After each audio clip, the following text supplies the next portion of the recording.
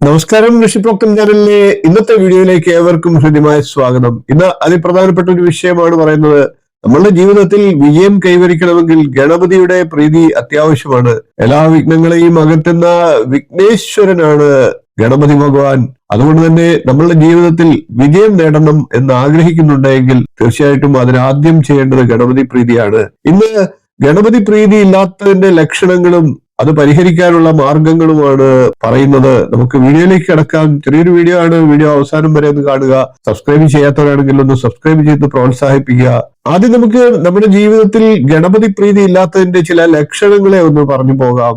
ഒന്നാമത് പറയേണ്ടത്, എത്രയൊക്കെ ധനം നമ്മുടെ കൈവശം വന്നാലും അതൊന്നും നിലനിൽക്കാതിരിക്കുക എന്നുള്ളതാണ് ഗണപതി ഭഗവാന്റെ അനുഗ്രഹം ഇല്ലാത്തവർക്കുള്ള ആദ്യത്തെ ലക്ഷണം. രണ്ടാമത്, ബിസിനസ് തുടങ്ങിയ മേഖലകളിലൊക്കെ തൊഴിൽ ചെയ്യുന്നവരും ഒക്കെ ആണെങ്കിൽ മിടുക്കരായിട്ടുള്ള സഹായികളോ തൊഴിലാളികളോ ഒക്കെ കൈവശം ഉണ്ടാകുമ്പോൾ അവരൊന്നും തന്നെ അധിക നാൾ നിലനിൽക്കാതെ പോവുകയും അത് നമ്മുടെ ബിസിനസ്സിനെയൊക്കെ ബാധിക്കുകയും ഒക്കെ ചെയ്യുന്ന അവസ്ഥ ഉണ്ടാകുക. മൂന്നാമത്, വീടുപണിയൊക്കെ നടത്തുന്നവർക്ക് എത്ര ശ്രമിച്ചാലും വീടുപണിയിൽ തടസ്സങ്ങൾ നേരിടുന്ന അവസ്ഥ വരിക. ഇതും ഗണപതി പ്രീതി ഇല്ലാത്തതിന്റെ ലക്ഷണമാണ്. നാലാമത്തെ കാര്യമായി പറയേണ്ടത്, എല്ലാ കാര്യങ്ങളും ഒത്തുവന്നാലും വിവാഹ തടസ്സം ഉണ്ടാകുക എന്നുള്ളതാണ്. അഞ്ചാമതായി പറയേണ്ടത്, സന്താന ഭാഗ്യത്തിന് ആഗ്രഹിച്ചു കഴിയുന്നവർ യാതൊരുവിധ ദോഷവും ജാതകത്തിലും ആരോഗ്യപരമായും ഇല്ലെങ്കിൽ പോലും സന്താന തടസ്സം അനുഭവിക്കുക എന്നതും ഗണപതി പ്രീതി ഇല്ലാത്തതിന്റെ ലക്ഷണമാണ്. ആറാമത് പറയേണ്ടത്, ഇഷ്ടപ്പെട്ട വിവാഹമൊക്കെ കഴിക്കണമെന്ന് ആഗ്രഹിക്കുന്നവർക്ക് അതിൽ നൈരാശ്യം ഉണ്ടാകുന്ന അനുഭവങ്ങൾ വന്നു ചേരുക എന്നുള്ളതാണ്. ഏഴാമത് പറയേണ്ടത്, വലിയ വലിയ പദ്ധതികളും വലിയ വലിയ അവസരങ്ങളും തേടിയെത്തുക, എന്നാൽ അത് പരിവാതിക്കൽ എത്തുമ്പോൾ നഷ്ടപ്പെട്ടു പോകുന്ന ഒരു അതിദയനീയമായിട്ടുള്ള അവസ്ഥ. അതും ഗണപതി ഭഗവാന്റെ അനുഗ്രഹമില്ലായ്മയുടെ ഫലമാണ്. ഇനി എട്ടാമത് പറയേണ്ടത്, എല്ലാ സൗഭാഗ്യങ്ങളും ഉണ്ടെങ്കിലും വീട്ടിൽ സ്വസ്ഥത കുറവുണ്ടാകുക എന്നുള്ളതാണ്. കുടുംബാംഗങ്ങൾ തമ്മിൽ തന്നിഷ്ടത്തിൽ പെരുമാറുക, എല്ലാവിധത്തിലുള്ള സ്വരച്ചേർച്ചക്കുറവ് അനുഭവപ്പെടുക എന്നിവയൊക്കെയാണ്. ഒൻപതാമത്തെ കാര്യം, ആരോഗ്യപരമായി എല്ലാവരും മികച്ച ആരോഗ്യമുള്ളവരാണ് എങ്കിൽ പോലും ഇടയ്ക്കിടയ്ക്ക് ചെറിയ ചെറിയ അസുഖങ്ങൾ കൊണ്ട് ബുദ്ധിമുട്ടുക, ആശുപത്രി വാസമൊക്കെ അനുഭവിക്കേണ്ടി വരിക എന്നിവയൊക്കെയാണ്. ഇനി നമുക്ക് ഇതിന്റെ കാര്യകാരണ സഹിതവും പരിഹാരങ്ങളും ഒക്കെ ഒന്ന് ചിന്തിച്ചു നോക്കാം. ഗണപതി പ്രീതിയില്ലായ്മ ജാതകം നോക്കുമ്പോൾ മനസ്സിലാകുന്നതാണ്.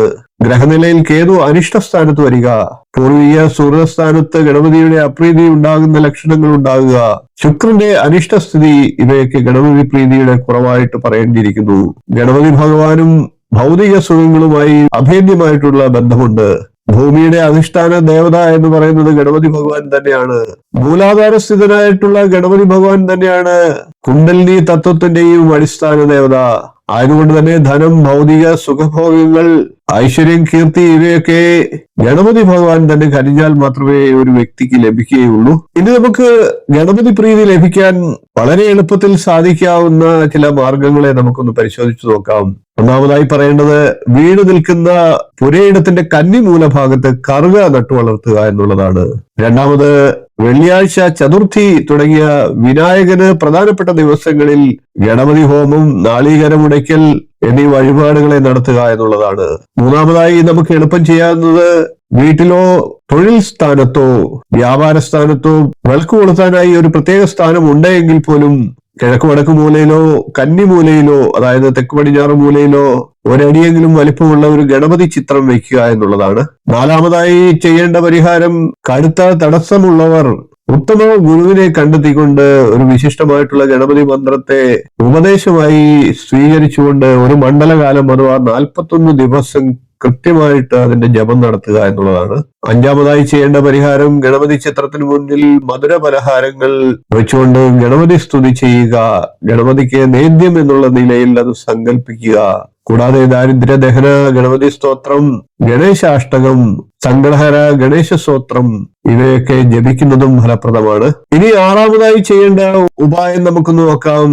ഗണപതിയുടെ അതിവിശേഷപ്പെട്ട ചൈതന്യമുള്ള ഏതെങ്കിലും ഒരു ഗണപതി ക്ഷേത്രത്തിൽ വർഷത്തിൽ ഒരിക്കലെങ്കിലും സന്ദർശിക്കുക എന്നുള്ളതാണ്. മാസത്തിൽ ഒരിക്കൽ സന്ദർശിക്കാൻ സാധിക്കുന്നവർക്ക് അത് കൂടുതൽ ഫലപ്രദമാണ്. ഏഴാമതായി ഗണപതി പ്രീതിക്കായിട്ട് ചെയ്യേണ്ടത്, ഉത്തമ ഗണപതി ഭക്തനായി തീരുക എന്നുള്ളതാണ്. അങ്ങനെ ഉത്തമ ഗണപതി ഭക്തനാകുന്ന ഒരു വ്യക്തിയെ രാഹു, കേതു, ശനി എന്നീ ഗ്രഹങ്ങൾ ഉൾപ്പെടെയുള്ള ഒരു ഗ്രഹത്തിന്റെയും ദോഷങ്ങളെ ബാധിക്കില്ല എന്ന് തന്നെ പറയണം. ഗണപതിയുടെ മൂലമന്ത്രമായിട്ടുള്ള ഓം ഗം ഗണപതേ നമ എന്ന മന്ത്രത്തെ നിത്യം ജപിക്കുക. കുറഞ്ഞപക്ഷം ഒരു 41 ദിവസമെങ്കിലും തുടർച്ചയായിട്ട് നിത്യം ഈ മന്ത്രത്തെ 108 പ്രാവശ്യം വീതം ജപിക്കുക. ഇപ്രകാരം ലളിതമായിട്ടുള്ള കാര്യങ്ങളെ കൊണ്ട് ഗണപതി പ്രീതി ഉറപ്പാക്കാൻ നമുക്ക് സാധിക്കുന്നതാണ്.